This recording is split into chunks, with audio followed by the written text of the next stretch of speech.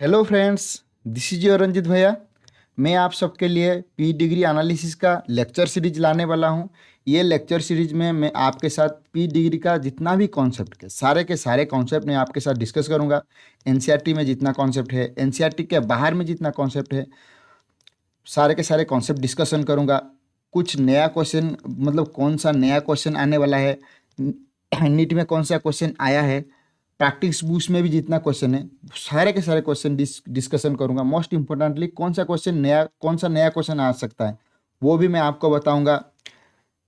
Believe me, ये lecture series खत्म होने के बाद पी डिग्री का एक भी क्वेश्चन आपसे नहीं छूटेगा। मैं ये आपसे प्रॉमिस करता हूँ। अगर आप नीट क्रैक करना चाहते हैं, ये लेक्चर सीरीज जेन्युइनली फॉलो कीजिए। आपका एक भी पी डिग्री वाला क्वेश्चन नहीं छूटेगा, ठीक है। ये वीडियो जेन्युइनली फॉलो कीजिए, ये लेक्चर सीरीज जेन्युइनली फॉलो कीजिए। मिल के नीट क्रैक करते हैं, ठीक है। अभी हम पी डिग्री एनालिसिस पे आते हैं। पी डिग्री शुरू करने से पहले मैं आप सबको एक छोटा सा स्टोरी बताता हूँ। लास्ट में मैं 2 क्वेश्चन पूछूंगा, आप सबको बस वो 2 क्वेश्चन का आंसर बताना है मुझे। तो ऐसा हुआ कि एक बार हमारा चिंटू चाकू से खेल रहा था। चाकू से खेलते खेलते उसके हाथ में एक छोटा सा खरोच आ गया, लेकिन खून बहुत बहने लगा। चिंटू की मम्मी हुई परेशान। हालांकि यहाँ पे हंसती हुई दिख रही है, लेकिन परेशान हुई मम्मी। चिंटू के हाथ से खून ही नहीं बंद हो रहा था, तो डॉक्टर के पास लेके गए। डॉक्टर के बहुत कोशिशों के बाद चिंटू के हाथ से खून बंद हुआ। बहुत सारा खून निकल गया था। डॉक्टर भी हुए परेशान, क्योंकि इतना छोटा सा खरोच से इतना ज़्यादा खून कैसे निकल सकता है। तो डॉक्टर ने कुछ सोचा और चिंटू की मम्मी से पूछे, अच्छा आपके पास भी ये सेम प्रॉब्लम है क्या? चिंटू की मम्मी ने बताई, नहीं मेरा तो ऐसा प्रॉब्लम नहीं है।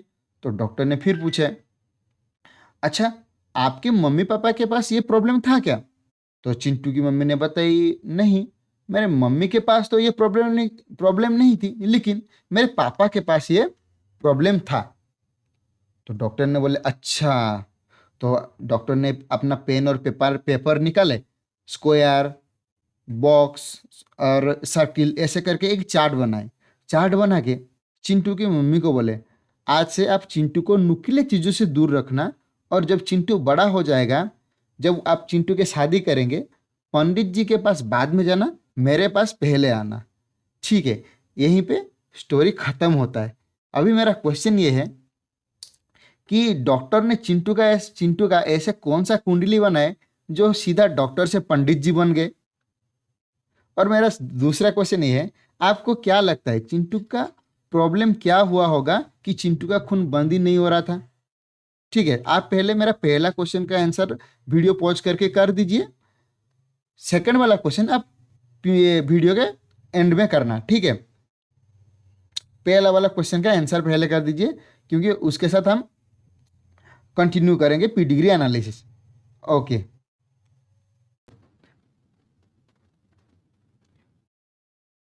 अभी हम पी डिग्री एनालिसिस पे चलते हैं।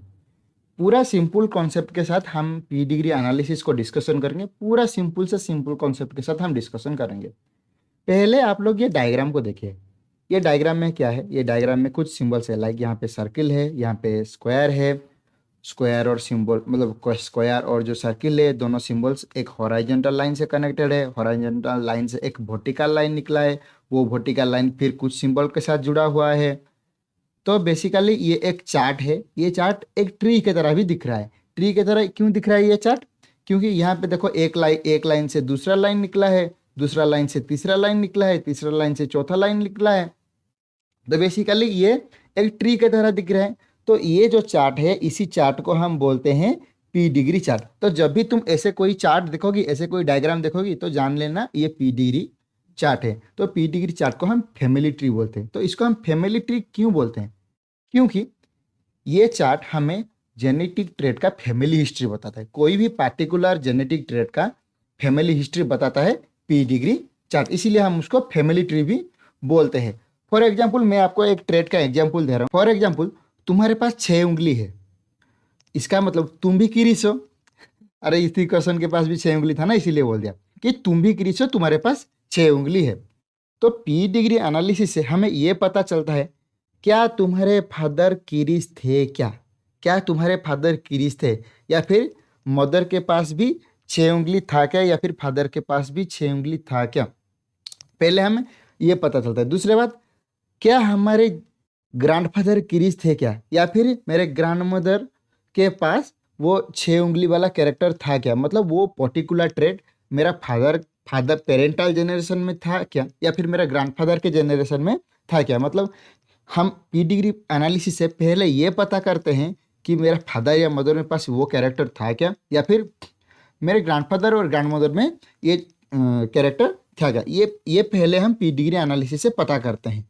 ओके, उसके बाद ये सब स्टोरी करने के बाद हम ये पता कर सकते हैं तुम्हारे बेटा किरीस बनेगा क्या, मतलब तुम्हारे बेटा या फिर तुम्हारी बेटी, इन दोनों के पास वो पर्टिकुलर कैरेक्टर, मतलब मैं पॉलीडैक्टिली की बात कर रहा हूँ, पॉलीडैक्टिली वाला कंडीशन तुम्हारे बेटे और बेटी के पास आएगा क्या, अगर आएगा तो उसका चांस कितना है, ये सारे के सारे डिटेल्स हम पी डिग्री चार्ट से पता कर सकता है। और पी डिग्री चार्ट बहुत बेनिफिशियल होता है कोई एक जेनेटिक डिजीज को स्टडी करने के लिए। तो पी डिग्री चार्ट से हम ये बता सकते हैं अगर तुम्हारे पास कोई पर्टिकुलर डिजीज है तुम्हारे पास, या फिर अगर तुम्हारे पास कोई पर्टिकुलर डिजीज है, वो तुम्हारे ऑफस्प्रिंग मतलब तुम्हारे चाइल्ड के पास वो पर्टिकुलर डिजीज जाएगा या नहीं जाएगा, अगर जाएगा तो उसका चांस क्या है। तो ये हम बहुत ये पी डिग्री चार्ट बहुत बेनिफिशियल होता है जेनेटिक डिजीज को स्टडी करने के लिए। तो basically P degree it is used to study and analyze the inheritance of genetic traits from generation to generation।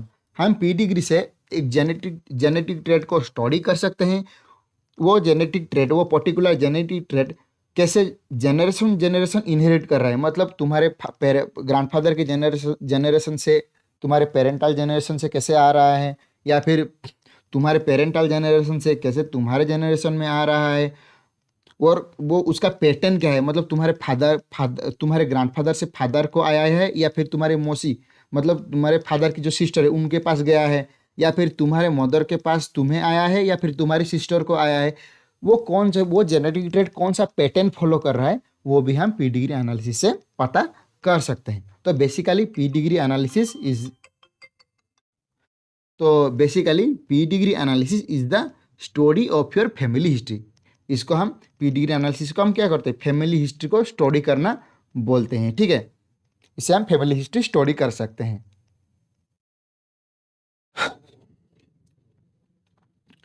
अभी सबसे इम्पोर्टेंट क्वेश्चन ये है, पी डिग्री एनालिसिस हमें पढ़ना क्यों चाहिए। नीट के सिलेबस में है इसीलिए पढ़ना चाहिए, अगर ऐसे सोच रहे हो तो बिल्कुल गलत। अगर आप कोई चीज़ पढ़ रहे हैं तो उसका सही मतलब पता होना चाहिए। ऐसे नहीं, पढ़ाई ऐसा नहीं होना चाहिए कि चलो सिलेबस में है पढ़ लेते हैं, एग्जाम में क्वेश्चन है क्या, नहीं, उसका एप्लीकेशन क्या है, क्यों हम पढ़ रहे हैं, तो ये सब पता होना चाहिए तभी हमें वो चीज़ें पढ़ने में बहुत इंटरेस्ट आता है। तो हमेशा स्टडी को क्यों पढ़ रहे हो, पढ़ने से पहले वो चीज़ें क्यों पढ़ रहे हो उसका मतलब जानना बहुत ज़रूरी है, उसका रीजन हमें जानना बहुत ज़रूरी है। ठीक है, तो अभी सबसे बड़ा क्वेश्चन अभी ये क्वेश्चन ये है कि हमें पी डिग्री पढ़ना क्यों चाहिए। ओके, तो बात ऐसा था कि पहले जो साइंटिस्ट ग्रुप थे, मैं बता रहा हूँ जब जेनेटिक्स का कॉन्सेप्ट डिस्कवर नहीं होता, तो उससे पहले जो साइंटिस्ट ग्रुप थे उनको ये पता था कुछ जेनेटिक ट्रेट है, कुछ डिजीज है। जेनेटिक का कॉन्सेप्ट तो पता नहीं था, लेकिन उनको ये पता था कि कुछ ट्रेट है, कुछ कैरेक्टर है, कुछ डिजीज है जो ह्यूमन सोसाइटी में ट्रांसफ़र होता है। जेनेटिक का कॉन्सेप्ट बाद में है, लेकिन उनको ये पता था कुछ कैरेक्टर है, कुछ डिजीज है जो ह्यूमन सोसाइटी में ट्रांसफ़र होता है। फॉर एग्जांपल अगर कोई मतलब जो फॉर एग्जांपल अल्बिनो, मतलब मदर कोई फादर अल्बिनो है या फिर मदर अल्बिनो है, तो उनके चाइल्ड को वो चीज़ें ट्रांसफ़र होता है। मान लो किसी को मदर हीमोफिलिक है तो भी उसके बेटा में वो हीमोफिलिया जाएगा। ये सारे चीज़ें पहले साइंटिस्ट लोग को पता था, बट उनको उसके पीछे का कारण पता नहीं था। उनके पीछे का कारण पता नहीं था, लेकिन हाँ ये चीज़ें क्लियर था कि हाँ ये सारे चीज़ें है कि कुछ ट्रेट है, जेनेटिक ट्रेट है, ये उनको पता नहीं था। बस उनको पता था कुछ कैरेक्टर है जो जनरेशन टू जनरेशन ट्रांसफ़र हो रहा है, और कुछ डिजीज भी है जो जनरेशन टू जनरेशन ट्रांसफ़र हो रहा है। जब मेंडल का वर्क रीडिस्कवर हो गया, रीडिस्कवर इसीलिए बोल रहा हूँ क्योंकि मेंडल एक साइंटिस्ट थे, कितना बड़ा, मतलब फादर ऑफ जेनेटिक्स मेंडल, वो उनका डेथ हो गया, उनको पता नहीं चला कि वो कितने बड़े काम करके गए हैं। तो this is actually the black day for us, ये हमारे लिए रियल में ब्लैक डे है बायोलॉजिकल साइंस के लिए। चलो, तो उनके काम जब 19th सेंचुरी में रीडिस्कवर हो गया, तभी पूरे के पूरे साइंटिफिक ग्रुप ये सोचने लगे, अच्छा ये कारण हो सकता है क्या, हम जो कैरेक्टर पहले स्टडी कर रहे थे हमें उसका आइडिया नहीं था, ये क्यों ऐसा हो रहा है। तो इसका कारण ऐसा हो सकता है क्या, मतलब सबके सब जो जितने भी कैरेक्टर कैरेक्टर उसको वो एनालिसिस करने लगे। लेकिन उनके लिए सबसे बड़ा प्रॉब्लम क्या था कि वो सब चीज़ें, वो जो सब सारी चीज़ें नोटिस कर रहे थे, वो सब चीज़ें ह्यूमन के ऊपर था। ह्यूमन जो डिजीज है वो ह्यूमन डिजीज था, वो ट्रेड था वो ह्यूमन ट्रेड था। तो ह्यूमन को तो तुम लाके एक्सपेरिमेंट में यूज नहीं कर सकते। हम एक्सपेरिमेंट में, क्योंकि वो है कि एथिकल इशू है, हम एक्सपेरिमेंट में जनरली रेट रेट या माइस यूज करते हैं, गिनी पिग यूज करते हैं, ड्रोसोफिला ये वगैरह यूज करते हैं, बट ह्यूमन को तुम डायरेक्ट एक्सपेरिमेंटेशन में नहीं ला सकते। वो सबसे बड़ा एक प्रॉब्लम था। फॉर एग्जाम्पल, हम एक डिजीज को पकड़ के चलते हैं, मान लो कोई एक रिसर्चर या फिर कोई एक साइंटिस्ट हीमोफीलिया के ऊपर काम कर रहा है। तो उसके लिए उसको अगर वो कुछ हाइपोथेसिस बनाया, मान लो अगर वो एक हीमोफिलिक मदर एक नॉर्मल मेल को शादी करेगा तो उसका बेटा होगा हीमोफिलिक, वो एक हाइपोथेसिस बनाया। तो अभी उसके लिए सबसे बड़ा इशू है, अभी वो जाके एक हीमोफिलिक गर्ल ढूंढेगा, उसको जाके फिर एक लड़का को मना के उनके बीच में शादी करवाएगा, या फिर कोई एक हीमोफिलिक लड़का ढूंढ रहा है तो उसको उसके लिए एक लड़की ढूंढना है। तुम जाके वो लड़की के पापा के पूछ रहे हो, ये पूछ रहे हो, मुझे ये पूछ रहे हो, ये जाके उसके बाप लड़की के पापा को वो ये बता रहे हो कि ये लड़का को हीमोफीलिया है, क्या आपके हीमोफीलिया हीमोफीलिया है, तो ऐसे नहीं बता सकते हो। तुम बताओगे ये लड़का का हाथ कट जाने पे खून नहीं बंद होता है, मुझे आपके बेटी के साथ ये इसका शादी करवाना है, आप देंगे, ब्याह करवाएंगे आपके बेटी के साथ इसका। पापा के एक थप्पड़, मतलब लड़की के पिता पिता एक थप्पड़ खींच के देगा पहले। दूसरी बात पूछेगा, क्या करता है, क्या काम करता है ये लड़का। तुम बोलोगे कुछ काम नहीं करता इसीलिए तो एक्सपेरिमेंट के लिए इसको पकड़ के लाया, और दो थप्पड़ खींच के दे, तुम सीधा घूम के, मतलब मैं बोल रहा हूँ कि सोशल इशू है, सोशल इशू भी है, एथिकल इशू भी है। दूसरा बात, मान लो तुम वो साइंटिस्ट बहुत मेहनत करके कोई एक ऐसे वाला एक्सपेरिमेंटल पेयर मैरिज करने के लिए कपल ढूंढ भी लिया, दूसरा जनरेशन, कि उसका हाइपोथेसिस है अगर मदर को हीमोफीलिया हुआ है तो उसके बेटे को भी हीमोफीलिया हुआ। बेचारा देख रहा है 2 जनरेशन से लड़की ही हो रहा है, हो गई पोपट, क्योंकि ह्यूमन में नंबर ऑफ ऑफस्प्रिंग स्मॉल होता है, हो गया पोपट। ठीक है, मान लो उसके हिसाब से उसके जो रिसर्चर ने जैसे हाइपोथेसिस होता था, एक लड़का हो गया एक लड़की हो गया, अभी उसको F2 जनरेशन भी, ये हो गया F1 जनरेशन, तो अभी रिजल्ट का कॉन्फर्मेशन के लिए अभी F2 जनरेशन भी चाहिए। बट उसके मम्मी पापा अलाउ करेंगे क्या कि उनके ब्रदर और सिस्टर के बीच में शादी हो, अलाउ नहीं करेंगे, ये भी एक सोशल इशू है। तो ह्यूमन सोसाइटी में जो भी मैरिज होता है, वो मैरिज क्या करता है, combines allele from 2 different family, same family में मैरिज नहीं होता है, ये एक इशू है। अगर वो भी हो गया, मान लो वो भी हो गया, चलो ब्रदर सिस्टर को कुछ भी करके तुमने शादी करवा भी लिया, उसके बाद तुम्हें 20 साल वेट करना पड़ेगा F2 जनरेशन के लिए, 20 साल वेट करना पड़ेगा। एक जनरेशन को तो मतलब दूसरे जनरेशन के लिए 20 साल वेट करना पड़ेगा। तो इस हिसाब से एक साइंटिस्ट अपने लाइफ टाइम में सिर्फ 3 और 4 जनरेशन ही फॉलो कर पाएगा, उससे ज़्यादा तो फॉलो नहीं कर पाएगा। तो बहुत सारा इशू है। दूसरा बात कि ह्यूमन जीनोम भी बहुत बड़ा लार्ज है। मान लो कोई एक कैरियर, कोई एक डॉटर या फिर कोई एक सन कैरियर है, कैरियर ये सारी चीज़ें क्या है मैं आगे चल के सब बताऊंगा, ठीक है। तो कोई एक कैरियर है, कैरियर में ऐसा होता है कि वो जीन तो कैरी करते हैं लेकिन उनमें सिम्टम्स नहीं दिखता है। तो जीन सीक्वेंसिंग करके वो पर्टिकुलर चाइल्ड कैरियर है या नहीं है, ये सब बहुत दिक्कत वाला काम है। पहले जनरेशन में वो टेक्निक भी तो नहीं था कि हम जेनेटिक सीक्वेंसिंग करके पता करेंगे ये कैरियर है या नहीं है, वो सारे टेक्निक्स भी नहीं था। ओके, तो ये बहुत बड़ा दिक्कत काम था। नेक्स्ट, तो नेक्स्ट ह्यूमन का क्रोमोजोम नंबर भी तो लार्ज होता है, और बहुत सारे ट्रेड्स मल्टीपल जीन के द्वारा भी रेगुलेटेड होता है। जैसे तुम्हारा ह्यूमन का स्किन कलर हो गया, तो वो मल्टीपल जीन के द्वारा रेगुलेटेड होता है, ये भी एक बड़ा प्रॉब्लम है। और सबसे बड़ा प्रॉब्लम यह था कि इन्वायरमेंट का इम्पैक्ट होता है कोई ट्रेड का एक्सप्रेशन होने के लिए। इन्वायरमेंट का पावरफुल इम्पैक्ट होता है कोई ट्रेड एक्सप्रेस करे या ना करे। फॉर एग्जांपल,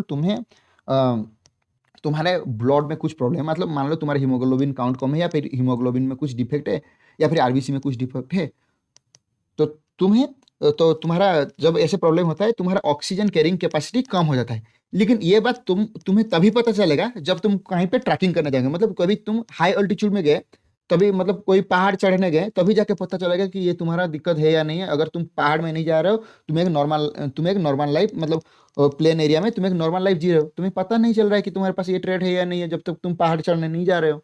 तो इन्वायरमेंट का भी एक पावरफुल इम्पैक्ट होता है वो जेनेटिक ट्रैक्ट का एक्सप्रेशन होने के लिए। कुछ चीज़ों में तुम जब आगे चल के पढ़ोगे सेक्स डिटर्मिनेशन, एक एक टॉपिक भी है इन्वायरमेंटल सेक्स डिटर्मिनेशन। वहाँ पे कौन सा क्रोमोजोम है ये इंपॉर्टेंट नहीं है, इंपॉर्टेंट यह है कि वो कौन से क्लाइमेट में रह रहा है। तो वो क्लाइमेट के हिसाब से, वो टेम्परेचर के हिसाब से वो डिसाइड करेगा कि वो पर्टिकुलर एनिमल मेल होगा या नहीं, मेल होगा या फीमेल होगा। ये जब तुम जेनेटिक डिटर्मिनेशन में जब पढ़ाऊंगा तब मैं बताऊंगा इन्वायरमेंटल सेक्स डिटर्मिनेशन भी। तो इन्वायरमेंट का भी पावरफुल इम्पैक्ट है एक ट्रेट एक्सप्रेशन होने के लिए। ओके, तो बहुत सारे, मतलब एथिकल हो गया, सोशल हो गया, बहुत सारे प्रॉब्लम था ह्यूमन के ऊपर एक्सपेरिमेंट कर। मेंडल तो बहुत चालाक थे, वो तो पी प्लांट के ऊपर क्रॉस कर लिए, लेकिन ह्यूमन ह्यूमन में तो ऐसा क्रॉस नहीं हो सकता, तुम ऐसे क्रॉस नहीं करवा सकते, बहुत सारे प्रॉब्लम्स है। तो इसीलिए पूरे साइंटिफिक ग्रुप सोचे और एक ऑल्टरनेटिव लेके आए। वो जो ऑल्टरनेटिव लेके आए वो है तुम्हारे पी डिग्री एनालिसिस। वो लोग सोचे कि चलो हमें इतने सारे ट्रबल्स में क्यों जाना है, हम सिंपली क्या करते हैं, किसी के पास अगर कोई ट्रेट है या फिर कोई डिजीज है, हम उसका फैमिली हिस्ट्री फॉलो करते हैं। तभी हमें बस कुछ इन्फॉर्मेशन ही कलेक्ट करना है, हमें इतना सारा एक्सपेरिमेंट करना नहीं पड़ेगा। तो जो ह्यूमन के लिए ये जो ऑल्टरनेटिव आया, मतलब ये सब रीजन के लिए जो ऑल्टरनेटिव आया वो है तुम्हारा पी डिग्री एनालिसिस, जो कि अभी जेनेटिक काउंसिलर के लिए बहुत फायदेमंद देता है कि हमें ह्यूमन को एक्सपेरिमेंटेशन में भी डालना नहीं पड़ता है। हमें पता चल जाता है कि हमारे चाइल्ड के पास ये डिजीज जाएगा या नहीं जाएगा, उसका चांस कितना है, वो पूरे के पूरे डिटेल्स पता चल जाता है। ओके, ये सारे के सारे पॉइंट्स जो मैंने अभी डिस्कशन किया मैंने नोट कर दिया है आप लोगों के लिए। आप लोग इसको नोट कर लीजिए, नहीं तो अगर आपको पीडीएफ चाहिए तो मुझे मैसेज कर दीजिएगा, मैं आपको मेल में भेज दूंगा, या फिर एक टेलीग्राम चैनल बना के वहाँ पे पीडीएफ में डाल दूंगा। ओके, तो ये पॉइंट्स था कि हाँ, ह्यूमन का जनरेशन लॉन्ग होता है क्योंकि हम पेरेंटल जनरेशन और ऑफस्प्रिंग जनरेशन में एटलीस्ट 20 ईयर का गैप होता है। ओके, क्योंकि सेक्सुअल मेच्योरिटी आते आते 14 ईयर्स हो जाता है। ओके, एक रिसर्चर अपनी लाइफ टाइम में ज़्यादा से ज़्यादा 3 to 4 जनरेशन फॉलो कर सकता है, ज़्यादा नहीं कर सकता है। ओके, नेक्स्ट, ह्यूमन में ऑफस्प्रिंग नंबर भी बहुत कम होता है। ओके, दूसरा, homozygous traits are very few. Yes, ये बात मैं एक डिजीज के प्रोस्पेक्ट में बोल रहा हूँ। अगर कोई डिजीज है और वो डिजीज होमोजाइगस कंडीशन में है, उस केस में वो पर्सन का डेथ हो जाता है। मैक्सिमम केस में अगर कोई डिजीज होमोजाइगोटिक कंडीशन में है, होमोजाइगस कंडीशन में, वो पर्सन का डेथ हो जाता है क्योंकि वो डिजीज सीवियर हो जाता है। ओके, तो इसीलिए homozygous traits are very few. Okay, each marriage combines allele from two different family. मैंने बोला कि ह्यूमन सोसाइटी में फैमिली में मैरिज नहीं होता है, मैरिज कोई दूसरे फैमिली से होता है। तो ईच मैरिज में combine alleles comes from different family, ऐसा होता है कैसे, ये तो मैंने बताया अभी। ह्यूमन का जो number of human chromosome number is large, human का क्रोमोजोम नंबर भी लार्ज है। और ह्यूमन में जो ट्रेट होते हैं, बहुत सारे ट्रेट मल्टीपुल जीन के द्वारा कंट्रोल होते हैं। फॉर एग्जांपल, तुम्हारा स्किन कलर मान लो, तो वहाँ पे मल्टीपुल कलर के, मतलब सॉरी, वहाँ पे वो जो स्किन कलर है वो मल्टीपुल जीन के द्वारा कंट्रोल होता है। तो बहुत सारे ट्रेट है जो कि मल्टीपुल जीन के द्वारा कंट्रोल होते हैं। उसके बाद ह्यूमन बींग को तुम एक्सपेरिमेंटेशन में नहीं डाल सकते हैं, ये एक इश्यू हो गया। और एक बात हो गया, environment has a powerful impact on the expression of trait. ये एक इंपॉर्टेंट पॉइंट है, अभी मैं बता देता हूँ। मतलब इन्वायरमेंट का भी एक पावरफुल इम्पैक्ट होता है, जो तुम्हारा ट्रेट है वो एक्सप्रेस करेगा या नहीं करेगा। फॉर एग्जाम्पल, तुम्हारा हीमोग्लोबिन में कुछ प्रॉब्लम है या फिर तुम्हारा आरबीसी में कुछ प्रॉब्लम है, अगर ऐसे कुछ प्रॉब्लम है तो तुम्हारे ऑक्सीजन कैरिंग कैपेसिटी कम हो जाता है। उससे प्रॉब्लम क्या होता है कि अगर तुम कुछ ऑक्सीजन डेफिशिएंट कंडीशन में तुम्हें छोड़ दिया गया, मतलब ऑक्सीजन ऐसा नहीं कि नहीं है, बहुत कम है, तो उस कंडीशन में तुम सांसें ठीक से नहीं ले पाओगे, अगर तुम्हारे हीमोग्लोबिन में कुछ डिफेक्ट है या फिर आरबीसी में डिफेक्ट है। ओके, मान लो तुम्हारे पास ये जीनोटाइप है, बट जब तक तुम कोई ऊंचे एरिया में नहीं जाते हो, मतलब जब तक तुम कोई पहाड़ नहीं चढ़ते हो या फिर कोई हाई अल्टीट्यूड एरिया में नहीं जाते हो, तब तक तुम्हें ये बातें पता नहीं चलेगा। जब तक तुम नॉर्मल एरिया में, प्लेन एरिया में रह रहे हो, तब तक तुम एक नॉर्मल लाइफ जी रहे हो। बट जब तुम एक पहाड़ में जाने लगे, कोई एक हाई अल्टीट्यूड में जाने लगे, तभी तुम्हें पता चलेगा कि तुम्हारा ये वाला प्रॉब्लम है। मतलब इन्वायरमेंट का भी बहुत इम्पैक्ट होता है कि तुम्हारे पास वो ट्रेट एक्सप्रेस करेगा या नहीं करेगा। इन्वायरमेंट का भी बहुत बुरा इम्पैक्ट होता है। फॉर एग्जांपल मैं बताता हूँ एक, जब तुम सेक्स डिटर्मिनेशन पढ़ोगे तो वहाँ पे एक इन्वायरमेंटल सेक्स डिटर्मिनेशन करके एक मतलब छोटा सा टॉपिक है, इन्वायरमेंटल सेक्स डिटर्मिनेशन। वहाँ पे ये डिपेंड नहीं करता है कि तुम्हारे पास एक्स क्रोमोजोम है या वाई क्रोमोजोम है, ये डिपेंड नहीं करता है। तुम्हारे पास भले ही कुछ भी क्रोमोजोम हो, लेकिन तुम मेल होगे, वो एनिमल मेल होगा या फिर फीमेल होगा, वो डिपेंड करता है वो कौन सा टेम्परेचर में वो एनिमल रहे। अगर वो हाई टेम्परेचर में रहता है वो एनिमल, तो उसका सेक्स कुछ अलग होगा। अगर वो लो टेम्परेचर में रहता है तो उसका सेक्स कुछ अलग होगा। ठीक है, तो ये मैं बताऊंगा जब मैं इन्वायरमेंटल सेक्स डिटर्मिनेशन पढ़ाऊंगा, तब मैं बताऊंगा कि इन्वायरमेंट का भी जीनोटाइप पे इम्पैक्ट होता है, पावरफुल इम्पैक्ट होता है, तो मैं बताऊंगा। ठीक है, अभी हम चलते हैं, हम सिंबल्स को डिस्कशन कर लेते हैं। पी डिग्री का यूसेज क्या है वो मैं लास्ट में बताऊंगा।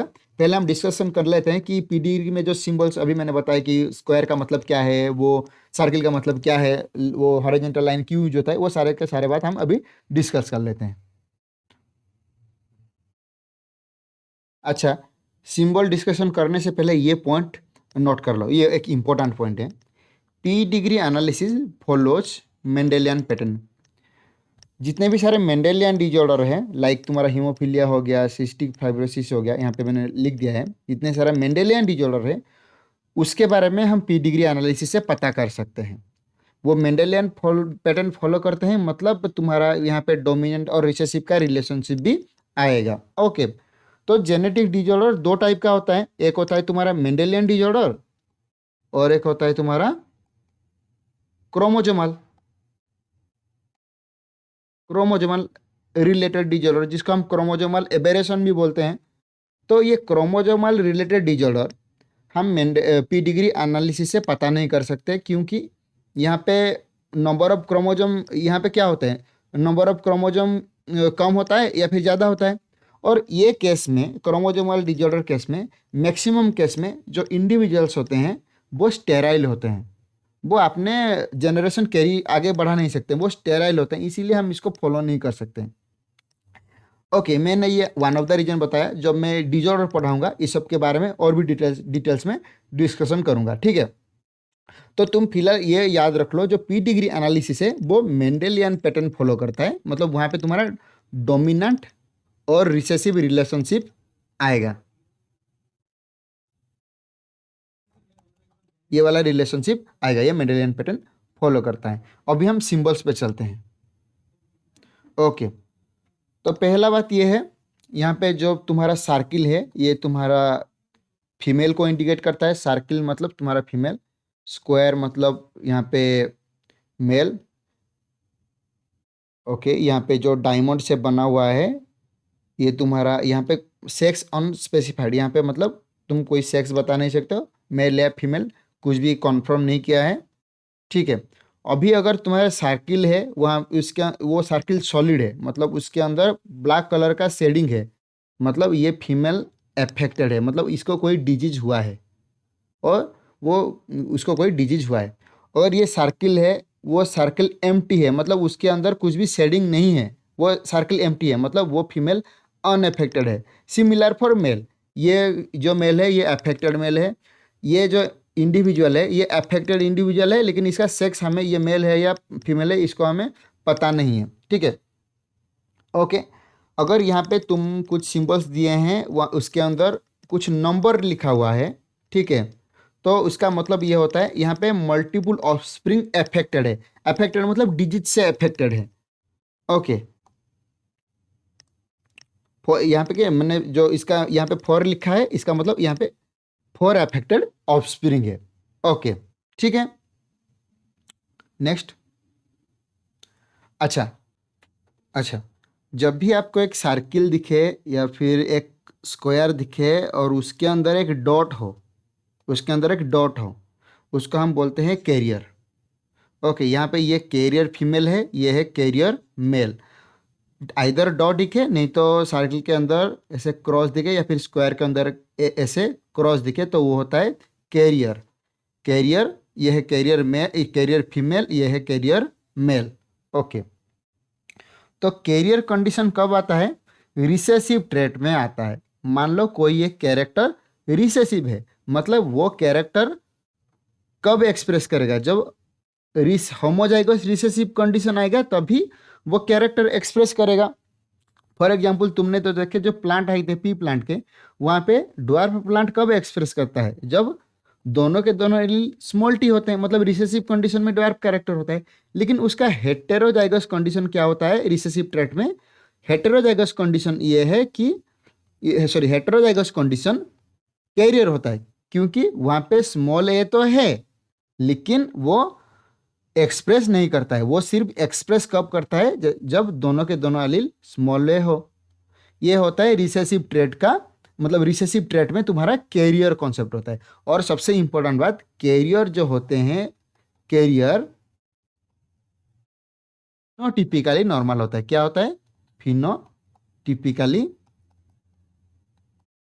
नॉर्मल होता है। मतलब अगर कोई डिजीज है और डिजीज में वो एक पर्सन कैरियर है, तो वो पर्सन फिनोटिपिकली नॉर्मल होगा, मतलब उसमें कुछ भी सिम्टम्स नहीं दिखेगा। अगर कोई और एक बार मैं बता दे रहा हूँ, अगर कोई पर्सन कोई डिजीज के लिए कैरियर है, उसका मतलब वो पर्सन में वो डिजीज के लिए कोई भी सिम्टम्स नहीं दिखेगा।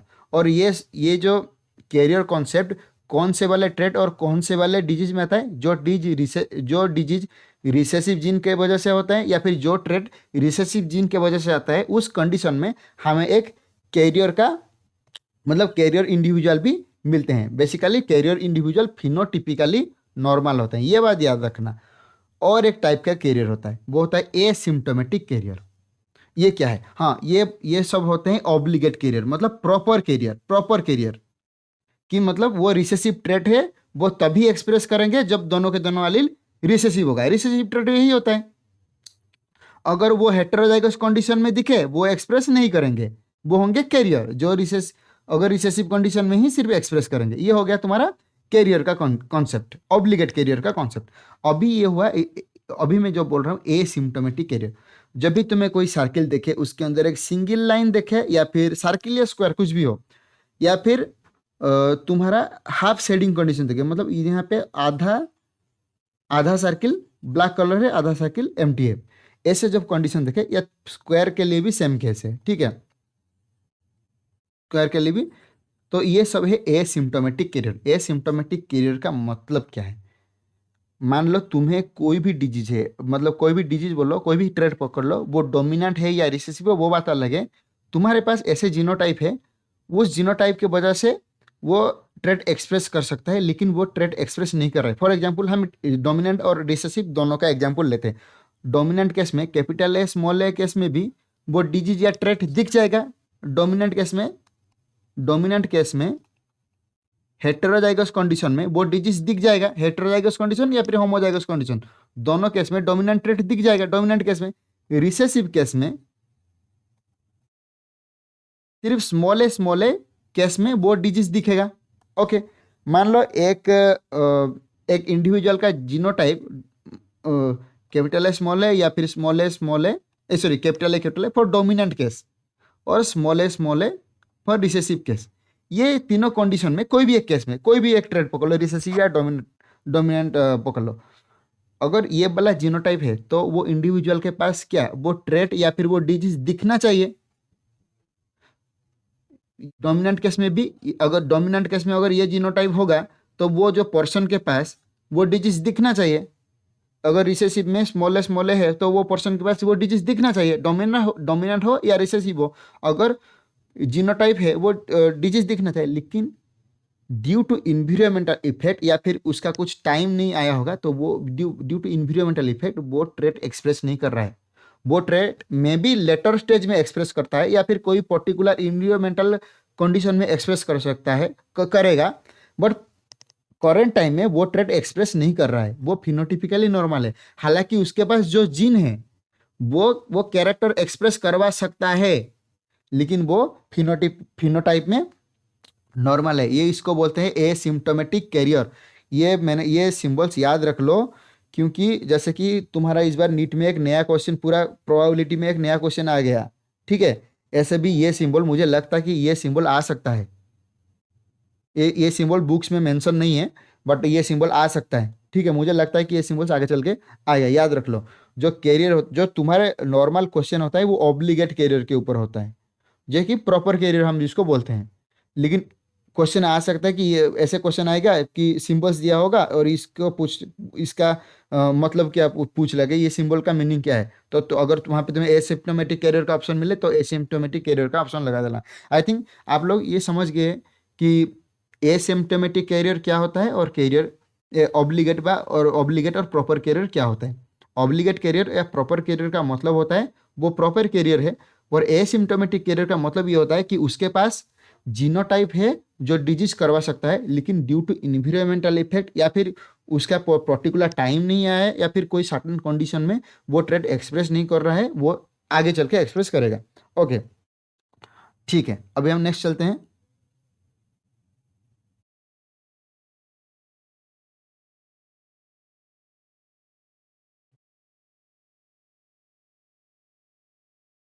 नेक्स्ट स्लाइड, आगे चलते हैं हम।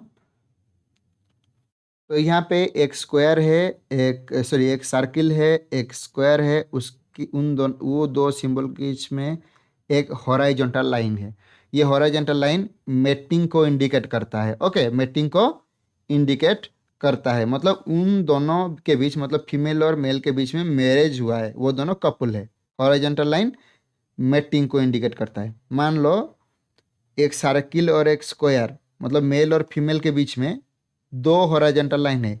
ये कॉन्जैग्विनिटी को बोलता है, मतलब रिलेटिव्स के अंदर मैरिज हुआ है, मतलब ब्रदर सिस्टर के अंदर मैरिज हुआ है, मतलब कजिन्स के अंदर मैरिज हुआ है, या फिर तुम्हारे साथ तुम्हारे कोई मौसी का बेटा, मतलब तुम्हारे पापा की सिस्टर के कोई चाइल्ड के साथ मैरिज हुआ है, तो उसको हम कॉन्जैग्विनिटी मैरिज बोलते हैं, कॉन्जैग्विनियस मैरिज बोलते हैं। रिलेटिव और कजिन के बीच में मैरिज होना को हम बोलते हैं कि मतलब कॉन्जैग्विनिटी हम बोलते हैं, अगर डबल ना हॉरिजॉन्टल लाइन देखें तो। अभी ये सिंबल पे हम आते हैं। यहाँ पे मेल फीमेल उनका हॉरिजॉन्टल लाइन, मतलब उनके बीच में मैरिज हुआ है, उससे एक वर्टिकल लाइन निकला है। वर्टिकल लाइन तुम्हारे ऑफस्प्रिंग जनरेशन, तुम्हारे चाइल्ड जनरेशन को इंडिकेट करता है। ओके, तो यहाँ पे मैं और एक बार ड्रॉ करता हूँ। ये एक मेल है, ये एक फीमेल के है, दोनों के बीच में मैरिज हुआ है। यहाँ से जो वर्टिकल लाइन निकला है वो ऑफस्प्रिंग जनरेशन को इंडिकेट करता है। मान लो तुम्हारे दोनों कपुल के एक मेल चाइल्ड हुआ है, तो मैं उसको ऐसे इंडिकेट कर सकता हूँ। हॉरिजॉन्टल से लाइन लिखेगा, हॉरिजॉन्टल से लाइन से एक वर्टिकल लाइन निकलेगा और उसको एक मेल मेल कनेक्टेड है, मतलब ये जो मेल है ये दोनों पेरेंट का मेल चाइल्ड है, ठीक है। हॉरिजॉन्टल लाइन से जो वर्टिकल लाइन निकलता है, मतलब वो चाइल्ड जनरेशन को मतलब इंडिकेट करता है। नेक्स्ट, अगर मान लो ये पेरेंट का दो चाइल्ड है, मान लो पेरेंट का दो चाइल्ड है, तो अब वो वर्टिकल लाइन, जो हॉरिजॉन्टल लाइन से एक वर्टिकल लाइन निकलेगा, वो एक फिर से एक हॉरिजॉन्टल लाइन से कनेक्टेड होगा। ओके, मतलब एक पेरेंट के अगर दो चाइल्ड है या फिर मल्टीपल चाइल्ड है, तो ये तो वर्टिकल लाइन निकला ऑफस्प्रिंग जनरेशन के लिए या फिर चाइल्ड जनरेशन के लिए, तो फिर वो एक हॉरिजॉन्टल लाइन से कनेक्टेड होगा। मान लो एक पेरेंट का तीन चाइल्ड है, एक मेल है, एक फीमेल है, फिर एक मेल है, तो वो हॉरिजॉन्टल लाइन फिर जो तुम्हारे चाइल्ड को फिर से वर्टिकल लाइन से कनेक्टेड करेगा, ठीक है। ओके, ये हो गया तुम्हारा वर्टिकल लाइन हॉरिजॉन्टल लाइन से कब कनेक्ट करता है, जब तुम्हारे मल्टीपल चाइल्ड हो। ओके, मतलब आई थिंक मेरे जब भी मतलब समझ गए, मतलब मेरा बोलने का मतलब ये है, जब भी ऐसा वाला डायग्राम दिखे तुम समझ लेना कि ये पेरेंट का मल्टीपल चाइल्ड है। ओके, ये वाला अगर सिंगल लाइन दिखा है तो मतलब हमें सिंगल लाइन निकला है, मतलब वो दोनों पेरेंट का एक ही चाइल्ड है, और मल्टीपल चाइल्ड है तो ऐसे करके रिप्रेजेंट करता है पी डिग्री में। ओके, अभी हम अभी हम चाइल्ड के ऑर्डर के बाद, मतलब कौन सा चाइल्ड पहला बर्थ हुआ है, कौन सा चाइल्ड सेकंड बर्थ हुआ है, ये हम लेफ्ट टू राइट फॉलो करते हैं। मतलब यहाँ पे देखो, लेफ्ट में कौन है, मेल है, मतलब मेल चाइल्ड पहले बर्थ हुआ है, सेकंड में हुआ है फीमेल चाइल्ड। यहाँ पे मेल चाइल्ड फर्स्ट हुआ है, second female, third male. Okay, हो गया। ओके, ये वाला हो गया। अभी मतलब चाइल्ड का जो बर्थ ऑर्डर है वो लेफ्ट टू राइट फॉलो होता है। नेक्स्ट, यहाँ पे मेल है, फीमेल है, दोनों के बीच में हॉरिजॉन्टल लाइन है, हॉरिजॉन्टल लाइन से वर्टिकल लाइन निकला है, और यहाँ पे जो स्क्वायर है वो क्या है, सॉलिड स्क्वायर है, मतलब उसके अंदर ब्लैक कलर का शेडिंग है। मतलब ये दोनों पेरेंट का जो चाइल्ड है वो कोई एक डिजीज से अफेक्टेड है, इसका मतलब ये होता है। ओके, ये चाइल्ड अफेक्टेड है, दोनों ये पे दोनों अनअफेक्टेड पेरेंट का एक अफेक्टेड चाइल्ड हुआ है, इसका मतलब ये है। नेक्स्ट, ओके, ये तो मैंने बता दिया कि दोनों अनअफेक्टेड पेरेंट्स का एक नॉर्मल चाइल्ड हुआ है, सॉरी, एक अफेक्टेड चाइल्ड हुआ है। तो अभी हाँ, अभी अगर कोई सिंबल कोई भी कहीं पे भी ऐसे सिंबल देखे वहाँ पे ऐसे पी लिखा हुआ हो, ओके, वहाँ पे ऐसे पी लिखा हुआ हो, तो समझ लेना, ये देखो, ये स्क्वायर सॉलिड स्क्वायर है, मतलब ये अफेक्टेड मेल है, ये अफेक्टेड फीमेल है, उसके अंदर पी लिखा हुआ है, मतलब ये जो चाइल्ड है इनसे ही डिजीज का शुरुआत हुआ है। मतलब इसको हम पी डिग्री टर्म में प्रोबैंड और प्रोपोसिटस बोलते हैं। जिस जिस इंडिविजुअल से पहले वो डिजीज पी डिग्री में, जिस इंडिविजुअल से पहले वो डिजीज शुरुआत होता है उसको हम प्रोबैंड और प्रोपोसिटस बोलते हैं। अगर मेल है तो उसको मैं प्रोपोसिटी बोलते हैं, अगर फीमेल है वो प्रोपोसिटा बोलते हैं। तो जिसके पास पी सिंबल इंडिकेट है तो मतलब उससे ही डिजीज शुरू हुआ है। ठीक है, ओके, हम नेक्स्ट चलते हैं। नेक्स्ट, यहाँ पे एक स्क्वायर है, एक सर्किल है, उस उनके बीच में एक लाइन है जो कि वो पूरा सिंबल को क्रॉस किया है, जो कि एक लाइन है पूरा सिंबल को क्रॉस किया है। अगर ऐसे सिंबल होता है तो वो पर्सन डेथ है। याद रखो, ये लाइन क्रॉस होना चाहिए, क्योंकि अगर क्रॉस नहीं हुआ, मैंने जैसे बोला कि अगर सिर्फ उसके बीच में ही है तो ये एसिम्टोमेटिक कैरियर है, मैंने बताया था। तो इसीलिए ध्यान देना, यहाँ पे जो लाइन है वो सिंबल को क्रॉस होना चाहिए, तो उसको वो ये सिंबल होता है तो वो पर्सन क्या होता है, डेथ होता है। ठीक है, ये वाला सिंबल क्या है, एसिम्टोमेटिक कैरियर।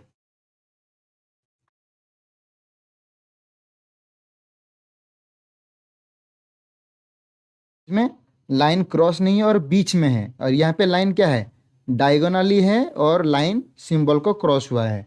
ठीक है, ओके, ये दोनों सिंबल पे थोड़ा ध्यान देना। नेक्स्ट, यहाँ पे तुम्हें जो वर्टिकल लाइन है वो आके ऐसे पिरामिडल शेप बनाता है, कनेक्ट करता है, तो वहाँ पे ट्विंस आ जाते हैं। जो वहाँ पे अगर ऐसे तुम्हें पिरामिडल शेप दिखे, लाइन ऐसे पिरामिडल शेप में दिखे, तो यहाँ पे जान लेना कि ये ट्विंस है। ओके, तो ट्विंस दो टाइप का होता है, एक होता है मोनोजाइगोटिक ट्विन, एक होता है डाइजाइगोटिक ट्विन। अगर यहाँ पे दोनों लाइन कनेक्टेड है तो ये है मोनोजाइगोटिक ट्विन, मतलब एक ही जाइगोट डिवाइड करके दो दो चाइल्ड हुए हैं। मोनोजाइगोटिक ट्विन हमें पता है क्या, मोनोजाइगोटिक ट्विन में क्या होता है, एक ही जाइगोट डिवाइड करके दो चाइल्ड बनाता है। तो यहाँ पे दोनों के दोनों चाइल्ड का सेक्स सेम ही होगा, इधर दोनों मेल होंगे, नहीं तो दोनों के दोनों फीमेल होंगे। मोनोजाइगोटिक ट्विन को हम ऐसे भी रिप्रेजेंट कर सकते हैं, मतलब ये भी यहाँ पे हो गया तुम्हारा पिरामिडल लाइन। तो यहाँ पे तुम जो दोनों के कनेक्ट करने वाला लाइन बीच में भी दे सकते हो, नहीं तो दोनों सिंबल के बीच में भी दे सकते हो। ये हो गया तुम्हारा फादर, ये हो गया तुम्हारा मदर। यहाँ पे जो तुम्हारा, सॉरी, और यहाँ पे जो तुम्हारा पिरामिडल लाइन है, ठीक है, और वो दोनों चाइल्ड के बीच में तुम एक लाइन खींच दोगी तो वो हो गया तुम्हारा मोनोजाइगोटिक ट्विन। और डाइजाइगोटिक ट्विन में दोनों सिंबल के बीच कुछ भी लाइन नहीं है। देखो यहाँ पे मैं फादर और मदर को बना देता हूँ, ठीक है, ये हो गया तुम्हारा डाइजाइगोटिक ट्विन। डाइजाइगोटिक ट्विन मतलब यहाँ पे दो जाइगोट से दो चाइल्ड आया है at a time. Normally at a time एक ओवा रिलीज होता है, लेकिन कभी कभी दो ओवा भी रिलीज हो जाता है। तो दो ओवा दो स्पर्म से फर्टिलाइज करके दो जाइगोट बनाता है। तो डाइजाइगोटिक ट्विन में दोनों के दोनों चाइल्ड का सेक्स सेम भी हो सकता है, दोनों के दोनों चाइल्ड का सेक्स अलग भी हो सकता है, मतलब एक मेल एक फीमेल भी हो सकता है, या फिर दो मेल या फिर दो फीमेल, ऐसा भी हो सकता है। ठीक है, तो ये जो सिंबल है, ऐसे छोटा सा स्मॉल सर्किल में, मतलब स्मॉल कलर का ब्लैक सर्किल, ऊपर से एक हॉरिजॉन्टल लाइन है, ये स्टिल डेथ है। मतलब ये जो चाइल्ड बर्थ हुआ है वो मूर्त बच्चा, मतलब तुम्हारा डेड चाइल्ड बर्थ हुआ है। ओके, और ये चीज़ थोड़ा ध्यान देना, जो डेथ पर्सन है वहाँ पे डायगोनली वो लाइन क्रॉस करेगा। ये डेथ डेथ जो डेथ पर्सन है, डिकीज पर्सन है, उसका सिंबल थोड़ा याद रखना। ओके ओके, हम नेक्स्ट पे चलते हैं, नेक्स्ट स्लाइड पे चलते हैं। अभी हम पी डिग्री चार्ट में आ जाते हैं। तो अभी हम ये है तुम्हारा पी डिग्री चार्ट। मैंने पहले स्लाइड्स में समझाया था पी डिग्री चार्ट को कैसे रिकॉग्नाइज करना है। तो पी डिग्री चार्ट में each generation in A P degree is identified by A Roman numeral. Yes, यहाँ पे ये एक पी डिग्री चार्ट है। ये पी डिग्री चार्ट में 3 जनरेशन है। ये है जनरेशन 1, ये है तुम्हारा जनरेशन 2, ये है तुम्हारा जनरेशन 3। तो ईच जनरेशन रोमन नंबर से हम इंडिकेट करते हैं। यहाँ पे देखो generation 1, generation 2, generation 3। Second, within each generation family members are identified by Arabic numerals। ये सब जनरेशन है। जनरेशन में जो इंडिविजुअल्स है उनको अरबिक न्यूमरल से इंडिकेट किया जाता है। ठीक है, अभी इसको थोड़ा मैं इरेज कर लेता हूँ और एक कॉन्सेप्ट में बताता हूँ। यहाँ पे देखो, ओके तो जनरेशन को तुम्हारा क्या, जनरेशन को हम रोमन नंबर से इंडिकेट करते हैं और तुम्हारा जो फैमिली मेंबर को हम किससे, अरबिक नंबर से इंडिकेट करते हैं। ठीक है, तो अभी एक पी डिग्री चार्ट में और एक बात सुन लो। तो यहाँ पे देखो, ये एक मेल है, ये एक फीमेल है। उनका जो ये मेल और फीमेल, ये है जनरेशन 1। ओके, इनका जो चाइल्ड है, इनके कितने चाइल्ड है, 3 चाइल्ड है, 1 2 3। But this is not the child of this parent. ये वाला मेल जनरेशन 1 में जो पेरेंट है उनका चाइल्ड नहीं है, ये एक आउटसाइडर है। ये कौन है, आउटसाइडर। यहीं पे कंफ्यूज स्टूडेंट हो जाते हैं। स्टूडेंट सोच लेते हैं कि ये यही लाइन में दिखा रहा है, मतलब ये जो पेरेंट का चाइल्ड है, लेकिन ऐसे कंफ्यूज मत होना, ये एक आउटसाइडर है। ओके, ये एक आउटसाइडर है। देखो ये जो सिंबल है, जो ये मेल है, ये वर्टिकली कनेक्टेड नहीं है, वर्टिकली कनेक्टेड नहीं है पेरेंट के साथ, तो ये एक आउटसाइडर है। ओके, तो जनरेशन 1 में जो पेरेंट्स है उनका जो चाइल्ड है वो है जनरेशन 2। जनरेशन 2 में जो चाइल्ड है, 3 नंबर वाला चाइल्ड जो कि एक फीमेल है, वो एक आउटसाइडर मेल से मैरिज किया है। उनके जो चिल्ड्रंस है उनको हम 3rd जनरेशन में डिनोट करते हैं। ठीक है, आई थिंक ये पी डिग्री अभी समझने में इतना इशू नहीं होगा। अब क्वेश्चन में आगे चल के मैं बहुत सारे क्वेश्चन भी सॉल्व करूँगा, वहाँ पे क्या क्या प्रॉब्लम्स आता है वो भी समझाऊंगा। अभी तक मैंने पी डिग्री का पूरा बेसिक कॉन्सेप्ट समझा दिया। अभी हाँ, और एक कॉन्सेप्ट बाकी रह गया, मैं बताता हूँ। कभी कभी स्टूडेंट्स कंफ्यूज हो जाते हैं। क्या, कैसे कंफ्यूज हो जाते हैं, देखो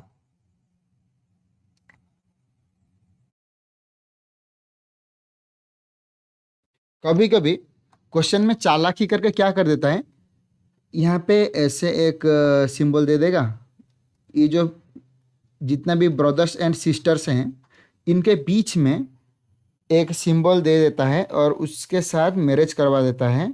ठीक है,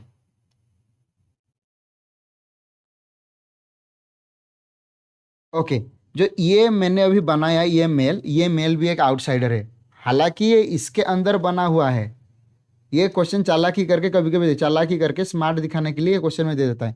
हालांकि ये जो मेल मैंने बनाया ये इस लाइन में बना दिया, लेकिन ये एक आउटसाइडर है। क्यों, क्योंकि ये कनेक्टेड नहीं है, ये पेरेंट जनरेशन से कनेक्टेड नहीं है। इसको भी देखो, ये भी कनेक्टेड नहीं है, तो ये आउटसाइडर है। इस चीज़ का ध्यान देना है।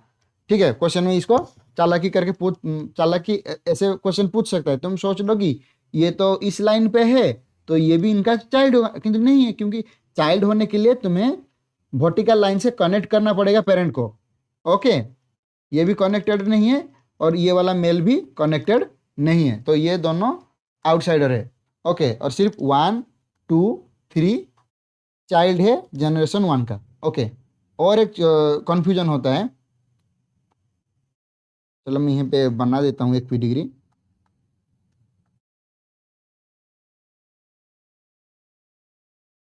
यहाँ पे कुछ जो जैसे सॉलिड सिंबल है, ये सब का अभी मतलब सॉलिड सिंबल का मतलब क्या है ये तो मैंने बता दिया। हम जब क्वेश्चन सॉल्व करेंगे तभी मैं बताऊंगा। यहाँ पे इन जनरल मैंने समझाया। ओके, जब क्वेश्चन सॉल्व करेंगे ये वाला पी डिग्री कौन सा डिजिट फॉलो करता है वो मैं बाद में बताऊंगा, लेकिन इन जनरल मैंने अभी ये पी डिग्री को समझाया। ओके,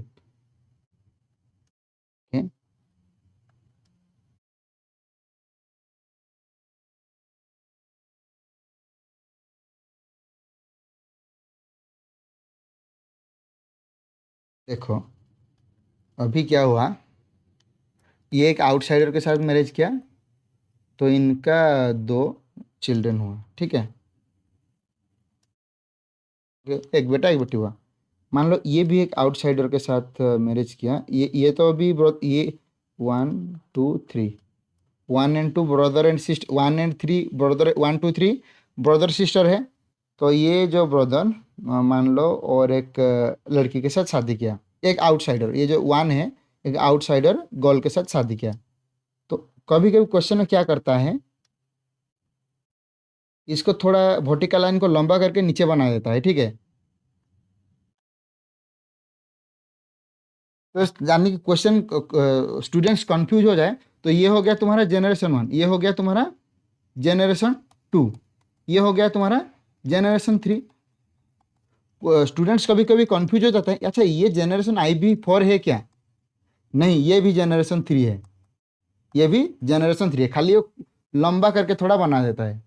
लंबा करके क्या करता है, थोड़ा लंबा वर्टिकल लाइन, लंबा से वर्टिकल लाइन खींच के थोड़ा नीचे बना देता है, लेकिन ये जनरेशन 3 है। इसका ध्यान रखना, क्योंकि जनरेशन 3 है, क्योंकि देखो जो क्योंकि जनरेशन 2 में मेटिंग हुआ है, तभी ये जनरेशन 2 में मेटिंग हुआ है, तभी जाके ये चाइल्ड आए हैं, इसलिए ये जनरेशन 3 है। ये वाला लाइन वो मतलब क्वेश्चन में थोड़ा चालाकी करके ऐसे लंबा लाइन खींच देगा, इसका मतलब नहीं है कि ये जनरेशन 4 हो गया। जनरेशन 4 कौन सा बनेगा, जब इनके सब चाइल्ड, ये सब चाइल्ड किसी दूसरे से मैरिज करेंगे, उनका जो जनरेशन बनेगा वो होगा जनरेशन 4। ओके, ये थोड़ा ध्यान में रखना, कभी कभी ऐसे लंबा लाइन खींच के तुम्हें फंसाने का कोशिश करते हैं, लेकिन ये भी जनरेशन 3 है। और इन लोगों का जब ये सब चाइल्ड जब मैरिज करेंगे, उनका चाइल्ड होगा जनरेशन 4। ओके, ये होगा जनरेशन 4। ओके, ये चीज़ें याद रखना। मैं ऐसे क्वेश्चन भी लेके आऊँगा, ऐसे वाला क्वेश्चन भी मैं लेके आऊँगा, तो अभी मैं और भी अच्छे से समझा दूंगा। ओके, नेक्स्ट चलते हैं। अभी अच्छा, अभी एक अभी देखो, हमने सब सारे के सारे सिंबल्स डिस्कशन कर लिए। अभी हम कुछ क्वेश्चन सॉल्व करेंगे यहाँ पे, इस लेक्चर में हम कुछ ही क्वेश्चन सॉल्व करेंगे, 3 क्वेश्चन सॉल्व करेंगे, बाकी क्वेश्चन सीरीज में अलग से लेके आऊँगा। जितना भी नीट का क्वेश्चन है, जितना भी तुम्हारा MCQ, जितना भी तुम्हारा इंपॉर्टेंट क्वेश्चन है, सारे के सारे क्वेश्चन में लेके आऊँगा। बिलीव मी, सब क्वेश्चन सॉल्व होगा। अगर आपने लेक्चर ध्यान से सुने, सारे के सारे क्वेश्चन सॉल्व होगा, बिलीव मी। ओके, अभी ये क्वेश्चन हम सॉल्व करते हैं। क्वेश्चन 1, पहले आप लोग खुद से सॉल्व कीजिए, आंसर कमेंट कीजिए, देखते हैं कौन सा बच्चा कितना क्वेश्चन सॉल्व किया। Okay, question 1, which one is the incorrect match? कौन सा इनकरेक्ट मैच है? फीमेल दोनों के बीच में 2 horizontal line, consanguineous marriage, consanguineous mating, बिल्कुल सही। Okay, diamond shape, option B diamond shape, sex unspecified, बिल्कुल सही। Option C circle is your female not male, this is your incorrect answer. और ऑप्शन डी इज करेक्ट, ये क्योंकि solid symbol affected individuals होते हैं। Option C, यहाँ पे circle है, ये हो गया तुम्हारा female, this is not male, तो ये हो गया incorrect. Option C is your correct answer, option C is your correct answer. Okay, question number 2, ये भी आप सॉल्व कीजिए खुद से, पहले पॉज करके आंसर कमेंट कीजिए। ओके, तो ऑप्शन 2 में क्या बोला है, select the incorrect statement regarding P degree analysis. यहाँ पे भी इनकरेक्ट स्टेटमेंट कौन सा है हमें पूछा है। ऑप्शन है solid symbols show unaffected individual, बिल्कुल गलत। ओके, यहाँ पे सॉलिड सिंबल क्या है, सॉलिड सिंबल अफेक्टेड इंडिविजुअल होता है, तो पहले से ही सॉल्व हो गया ये कि यही तुम्हारा आंसर है, ये है तुम्हारा आंसर, क्योंकि सॉलिड सिंबल अफेक्टेड होते हैं। ये हो तुम्हारा इनकरेक्ट स्टेटमेंट, तो ए इज योर आंसर। ओके, बाकी स्टेटमेंट पढ़ लो, क्योंकि पहले हमारा क्वेश्चन ही सॉल्व हो गया। ठीक है, ठीक है, पढ़ भी लेते हैं। Consanguineous mating is mating between relatives, ठीक है, it is useful for genetic counsellors, बिल्कुल सही। मैं अभी बताऊंगा P डिग्री एनालिसिस का यूसेज क्या है, हम क्या पता कर सकते हैं, किसके लिए हेल्पफुल होता है। Option D, it is an analysis of trait in several generation of A film, ये तो हम डिस्कशन करके ही आए कि सेवरल जनरेशन में हम ट्रेट को एनालिसिस करते हैं। नेक्स्ट क्वेश्चन पे चलते हैं। यस, ये तुम्हारा नीट 23 में ये क्वेश्चन आया था ये क्वेश्चन क्या है देखते हैं। Which of the following symbol represents mating between relatives in human pedigree analysis. Mating between relatives question है कि कौन सा symbol relatives mating between relatives को इंडिकेट कर रहा है। कौन सा सिंबल मैटिंग बिटवीन रिलेटिव्स को इंडिकेट कर रहा है, ये क्वेश्चन है। Which of the following symbols represent mating between relatives in human pedigree analysis. कौन सा ऑप्शन है, जल्दी जल्दी कमेंट करो answer. This is your option है। अभी हम पढ़ के आए, वेरी गुड। ओके, अभी हम नेक्स्ट चलते हैं। यस, ओके, अभी हम आते हैं usefulness of pedigree analysis. तो पी डिग्री एनालिसिस पढ़ के हमें क्या फ़ायदा मिलता है, उसका यूज क्या है, पी डिग्री एनालिसिस का यूज क्या है। पहला चीज़ ऑप्शन 1, मैं पेन ले लेता हूँ, पेन चला गया, उड़ गया। नंबर 1, पी डिग्री एनालिसिस से हम क्या एक जेनेटिक ट्रेट का इनहेरिटेंस फॉलो कर सकते हैं, उसका ट्रांसमिशन फॉलो कर सकते हैं। एक इंडिविजुअल में वो particular genetic trait homozygous condition में है या फिर हेटेरोजाइगस कंडीशन में है, वो हम पता कर सकते हैं। नेक्स्ट जनरेशन में मतलब एक इंडिविजुअल के चाइल्ड के पास वो डिजीज जाएगा या नहीं जाएगा, उसका पॉसिबिलिटी भी हम बता सकते हैं। ओके, पहला, ये जेनेटिक काउंसलर के लिए बहुत यूजफुल होता है, ये पॉइंट याद रख लो, ये क्वेश्चन में आता है।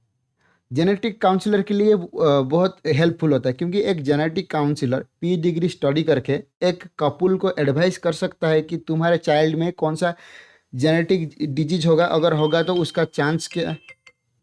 एक जेनेटिक कपुल क्या कर सकता है, सॉरी, एक जेनेटिक काउंसलर एक कपुल को एडवाइस कर सकता है कि तुम्हारे चिल्ड्रन के पास कौन सा जेनेटिक डिजीज हो सकता है, या फिर अगर कोई जेनेटिक डिजीज होता है तो उसका पॉसिबिलिटी क्या है।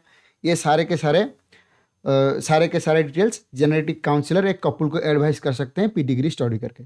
Number 3, pedigree analysis indicate that Mendel's principle also applicable to human genetics, yes, with some modification. Yes, pedigree analysis से हमें यह पता चला कि जो मेंडल के प्रिंसिपल है वो ह्यूमन जेनेटिक्स में भी एप्लीकेबल हो सकता है कुछ मॉडिफिकेशन के साथ। लाइक तुम्हारा क्वांटिटेटिव इनहेरिटेंस आ गया, सेक्स लिंक कैरेक्टर आ गया, लिंकेज आ गया, ये सब के बारे में मैं नेक्स्ट अपकमिंग वीडियो में डिस्कशन करूंगा। तो यहाँ इससे पता चला कि मेंडल के जेनेटिक्स कुछ मॉडिफिकेशन के साथ ह्यूमन जेनेटिक्स में भी एप्लीकेबल हो सकता है।